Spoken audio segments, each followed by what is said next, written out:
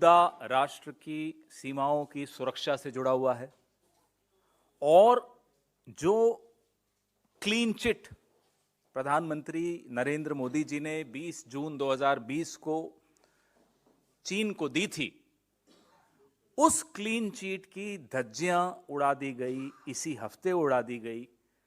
और वो धज्जियां किसने उड़ाई? जो डीजीपीज और आईजीपीज की मीटिंग हुई थी अभी, उस मीटिंग में एक रिसर्च पेपर पुलिस अधिकारियों ने ही पेश किया था। और उस मीटिंग में कौन कौन मौजूद थे? उस मीटिंग में मौजूद थे अजीत डोभाल साहब, गृह मंत्री साहब और आला अधिकारी, सुरक्षा और गृह मंत्रालय से जुड़े हुए आला अधिकारी उस मीटिंग में मौजूद थे। उस मीटिंग में जो रिसर्च पेपर पेश किया गया और चौंकाने वाली उसमें एक बात थी कि पूर्वी लद्दाख में जहां एलएसी है, 65 पेट्रोलिंग पॉइंट्स हैं, ऐसे पॉइंट्स हैं जहां हम गश्ती करते थे, गश्त लगाते थे हमारी सेनाएं, हमारे सुरक्षा बल। उन 65 में से अब 26 हम गंवा चुके हैं। मैं दोहराता हूं, पूर्वी लद्दाख में नियंत्रण रेखा के ऊपर के समीप जो 65 ऐसे क्षेत्र थे जहां हमारे सुरक्षा बल गश्त लगा सकते थे, 20 मई 2020 से पहले तक, उनमें से हम 26 अब गंवा बैठे। चीन के कब्जे में जा चुका है। अब वहां हम गश्त नहीं लगा सकते। इससे ज्यादा और स्पष्ट कुछ हो नहीं सकता। पीएलए ने उन बिंदुओं पर हमारे सुरक्षा बलों की गश्ती रोकवा दी, हमने रोक दी, हमने उन्हें क्लीन चिट दी और पीएलए ने उन पॉइंट्स पर आला दर्जे के कैमरा लगा दिए। उन कैमरा से वो हमारी दिशा में देखते हैं, स्पष्ट तौर पे देखते हैं कि हमारे यहां क्या मूवमेंट्स हो रही हैं। और तो और रेबो नाम की एक कम्युनिटी है जो अपने भेड़ बकरी चराने वालों की कम्युनिटी है, जो सदियों से वहां अपने जानवरों को चराते हैं। अब वो वहां नहीं चरा पाते हैं अपने जानवरों को। हम ही उन्हें रोकते हैं कि अरे साहब, आप जानवरों को वहां ले जाओगे तो चीन कैमरा से देख लेगा और आपत्ति करेगा।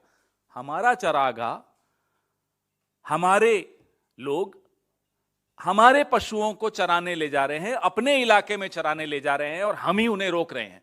मत ले जाओ, चीन को बुरा लग जाएगा। यह है नरेंद्र मोदी जी की चीन से रिश्ते। बार बार दोहराना पड़ते हैं, रोज नए उदाहरण लाते हैं हम आपके सामने। हम क्यों बार बार संसद में इस पर चर्चा करना चाहते हैं और इन रिश्तों को उजागर करना चाहते हैं? जो खतरे हमारी सीमाओं के अंदर आ गए हैं, उन खतरों को उजागर करना चाहते हैं। लेकिन मोदी जी नहीं चाहते कि हम इनको उजागर करें। यह खानाबदोश समुदाय है रेबोस, जिसके बारे में मैंने आपको बताया। अब क्योंकि स्थानीय समुदाय है, तो जो सुरक्षा बल हैं, जब उन्हें रोकते हैं कि साहब चरागाह नहीं है, यहां मत लाइए इनको जानवरों को, तो सुरक्षा बलों से उनके रिश्ते खराब होते हैं। तो उस रिपोर्ट में कहा गया है कि सुरक्षा बल अब सिविलियन कपड़ों में जाकर वहां रोकते हैं उन्हें कि यहां मत आइए, क्योंकि चीन को पता चल जाएगा। क्या पता चल जाएगा? कि मैं अपने ही घर में अपने ही पशुओं को घास चरने नहीं दे पाऊंगा, क्योंकि पड़ोसी को बुरा लग जाएगा। ये क्या रिश्ता है आपका इस पड़ोसी से? तो पीएलए की आपत्ति से हम इतने घबरा जाएं, हमारी सरकार इतनी घबरा जाए, अपने ही चरागाहों को पर नहीं जाने दें और नए नए बफर जोन्स बनाते चले जाएं।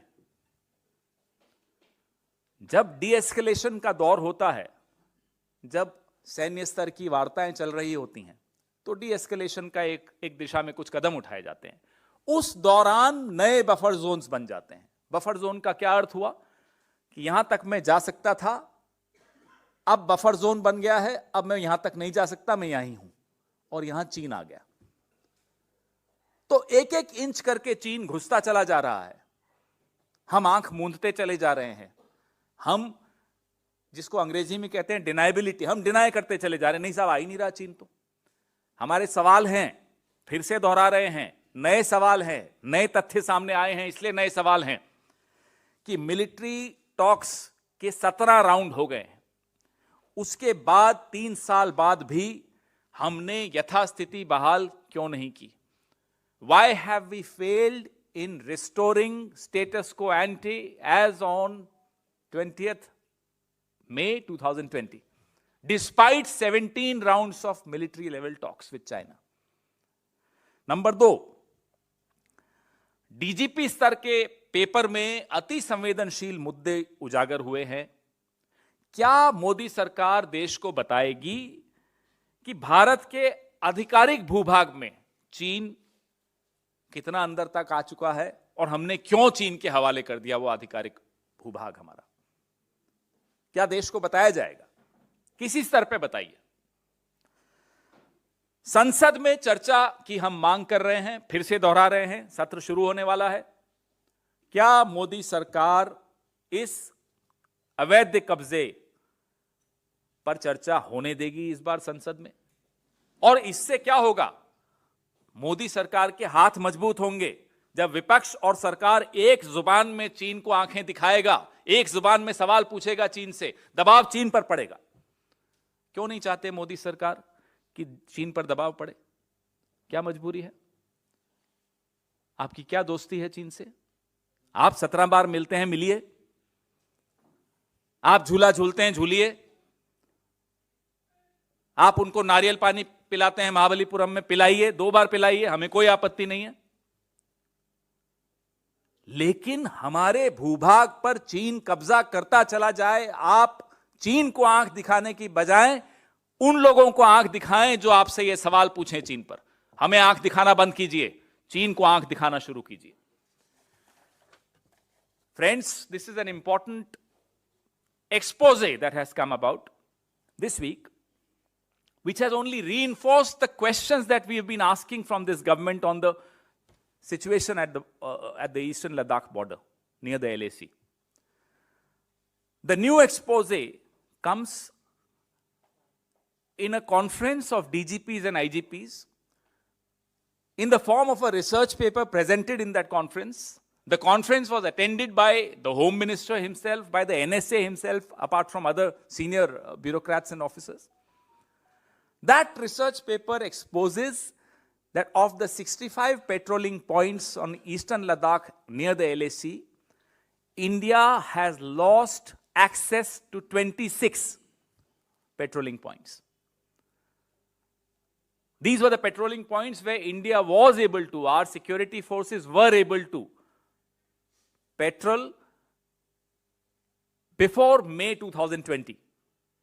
We've been questioning the government, and this has been made possible thanks to the much talked about clean chit that Mr. Narendra Modi gave to his friend China when he said nobody has entered our territory. The situation is so serious that there is a traditional community of shepherds called rebos, which takes the animals for fodder in these areas. These are our areas. No, they are not allowed to go there because China has installed high quality, high density cameras. PLA has installed those cameras. And we are stopping our own people to take our own animals for feeding on our own land. That's the fear Mr. Modi has, or the fondness Mr. Modi has of China. We demand to know, is it fear, is it fondness, is there something else? Why are we not allowed to discuss China in the parliament? The session is about to start. We demand a discussion on China and on this new expose in the DGP research paper this week. We demand answers. The nation must know, how has China been allowed to transgress into our territory? This is our area. This is our land. And what has been the outcome of 17 rounds of military level talks? Why have we lost access to 26 out of the 65 patrolling points in eastern Ladakh? Why is the Prime Minister quiet? Your questions, please.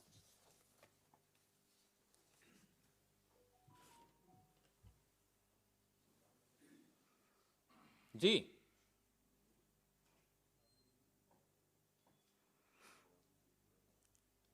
ये तो चीन है, इस पे तो सवाल आते हैं। वो दूसरा वाला मुद्दा थोड़ी है जिस पे सवाल नहीं पूछ सकते आप।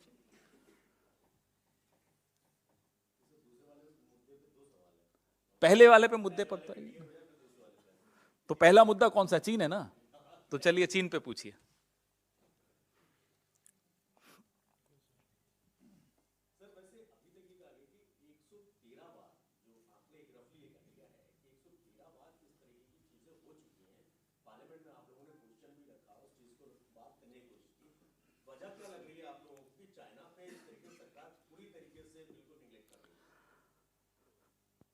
सेना वीर है, राजा कायर है। या राजा कायर है या राजा मजबूर है, यह हम नहीं जानते। या राजा को मोहब्बत है चीन से, हमें यह भी नहीं मालूम। तो यह राजा बताएगा कि क्या कारण है। यह हम जानते हैं कि प्रजा जानना चाहती है कि एक वीर सेना होते हुए भी राजा इतना चुप क्यों है, राजा क्लीन चिट क्यों देता है चीन को, राजा घबरा क्यों जाता है चीन के नाम पे, राजा चीन के मुद्दे पर चर्चा भी क्यों नहीं करना चाहता। ये राजा से पूछिए, हम भी राजा से ही पूछ रहे हैं आपके माध्यम से। हम तो पिछले कई सत्रों में लगातार चीन पर चर्चा करना चाहते हैं। ये चाय पे चर्चा वाले लोग चाइना पे चर्चा करने से क्यों घबरा जाते हैं, ये हम जानना चाहते हैं। तो the prime minister instead of issuing clean chits must come clean on China.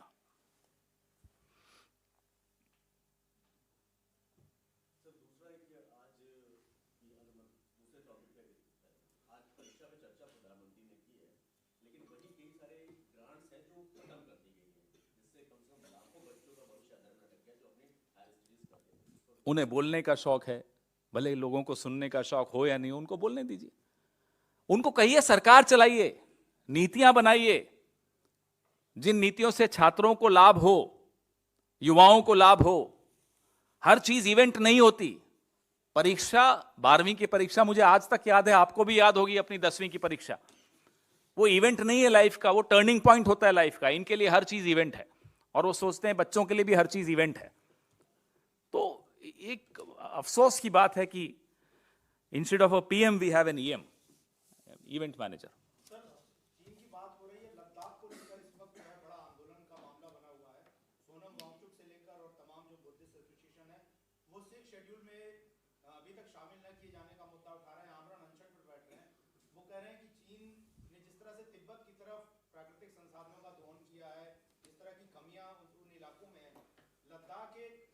देशभक्त जगह होने के बावजूद और चुनावी वादे के बावजूद बीजेपी ने अपना वादा पूरा नहीं किया शेड्यूल का।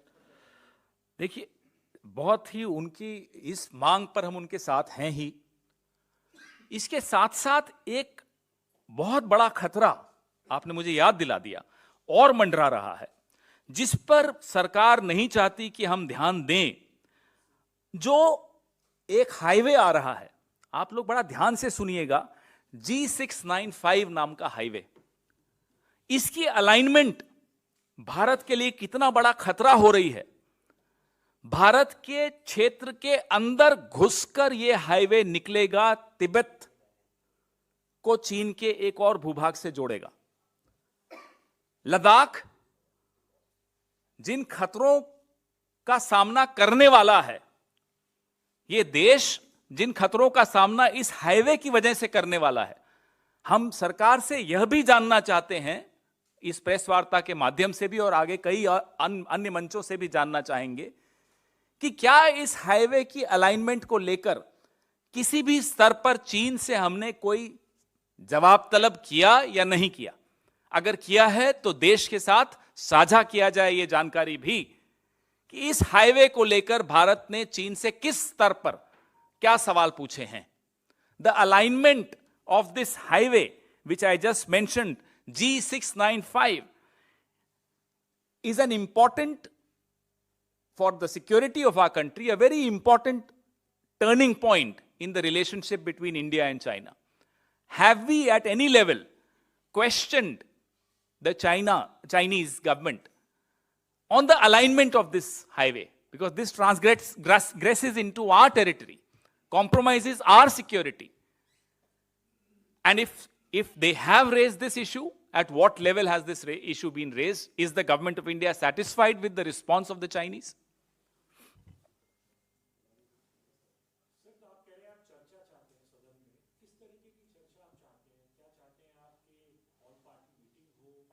सदन में चर्चा अलग बात है, सदन में भी चर्चा चाहते हैं। ऑल पार्टी मीटिंग पहले हुई थी 20 जून 2020 को, उसमें तो हमने देख लिया क्या हुआ, उसका नतीजा सबके सामने है। उसका नतीजा ये है कि 26 ऐसे बिंदु आ गए हैं, क्षेत्र हैं जहां हम अब जा ही नहीं सकते अपनी ही टेरिटरी में। तो अगर क्लीन चिट ही देनी है तो ऑल पार्टी मीटिंग का कोई लाभ नहीं है, लेकिन चर्चा सदन में हो, देश के सामने ये तथ्य सामने आए, ये हम चाहते हैं।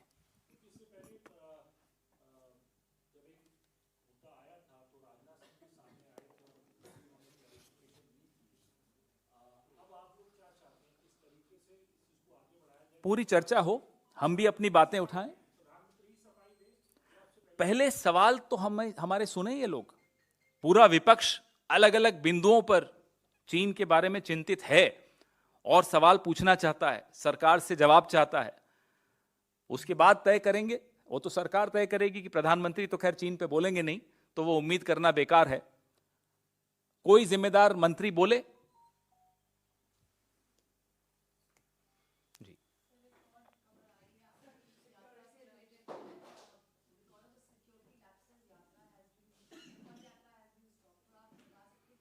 we are also waiting for the details. The moment we get these details, of course, they'll be shared with you.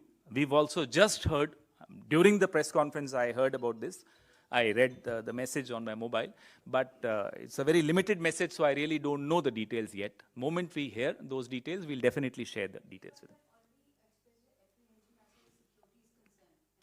It's premature for us to comment on what exactly has happened in the yatra, so I would not like to comment at this stage.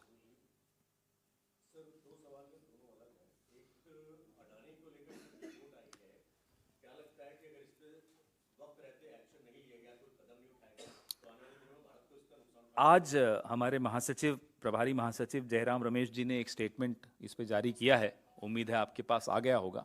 इस पे विस्तृत चर्चा फिर और जरूर करते रहेंगे, ये तो शुरुआत है। हमारा स्टैंड राहुल गांधी जी ने पिछली प्रेस वार्ता में 24 तारीख को जम्मू के पास जो प्रेस कॉन्फ्रेंस हुई थी, झज्जर कोटली वाली प्रेस कॉन्फ्रेंस, बड़ा स्पष्ट कह दिया था कि सत्य को छिपाया या दबाया नहीं जा सकता। सत्य का चरित्र ऐसा होता है कि वो निकल कर आता ही है, तो कोशिश कर लेने दीजिए दबाने की, फिर देखते हैं। तो सारा सवाल तो पार्टी से ही कर रहे हो आप।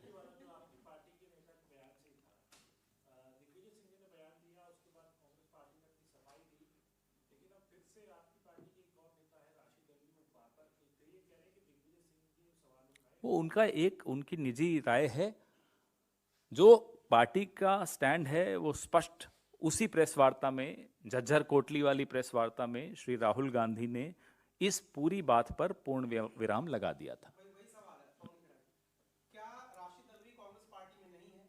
अगर है तो राहुल गांधी के कहने के बाद ये सबूत नहीं चाहिए, उनको सबूत क्यों चाहिए? और अगर उनको सबूत चाहिए और पार्टी में है तो उनके खिलाफ अनुशासनात्मक कार्रवाई न होना क्या ये? मैं जहां तक समझा हूं अरुण जी, मैं जहां तक समझा हूं, जो मैंने थोड़ा बहुत देखा आज यहां आने से पहले, उनके सवाल की प्रकृति अलग थी। उनके सवाल आरडीएक्स क्यों पहुंचा और उन तथ्यों पर थे, वो अलग बात हो जाती है।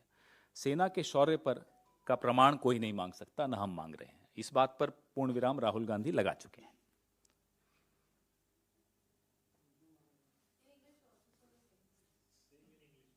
Ask me in English first.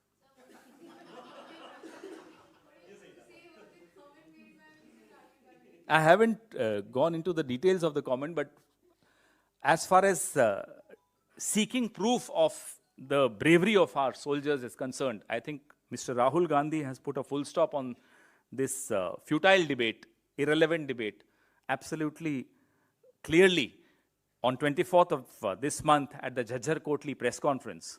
So I don't see any merit in carrying on with the discussion.